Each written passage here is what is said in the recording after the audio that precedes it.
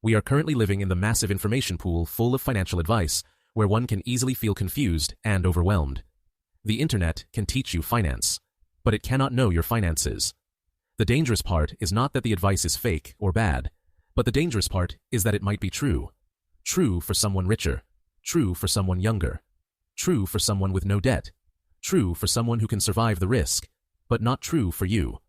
That is what makes online money advice so dangerous. Not because all of it is wrong, but because some of it is right, for someone else. The same advice that makes one person richer can quietly damage another person's life. Person 1 builds wealth. Person 2 panics during a market crash. Person 3 needed the money for rent. Same advice, different person, different result. One person calls it life-changing. Another calls it a lesson. Another spends years recovering from it. So the real question is not, is this advice good? The real question is this advice good for me? For the next few minutes, we are going to put internet money advice on trial.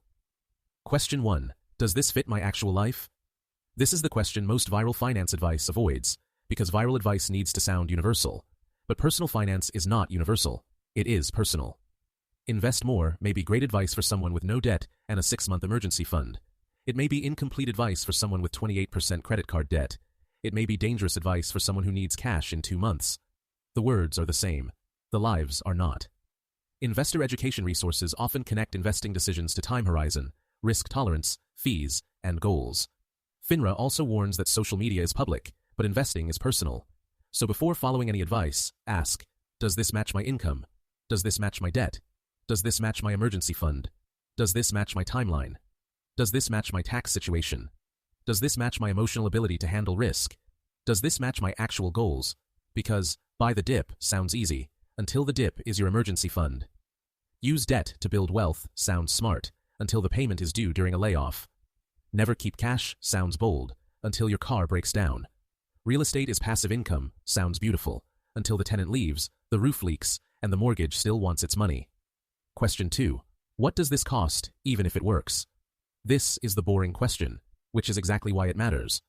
Because not every bad financial decision looks like a loss. Sometimes it looks like a gain, after everyone else has taken their cut. Fees, commissions, expense ratios, trading spreads, subscription charges, tax consequences, early withdrawal penalties, loan origination fees, insurance surrender charges, advisory fees.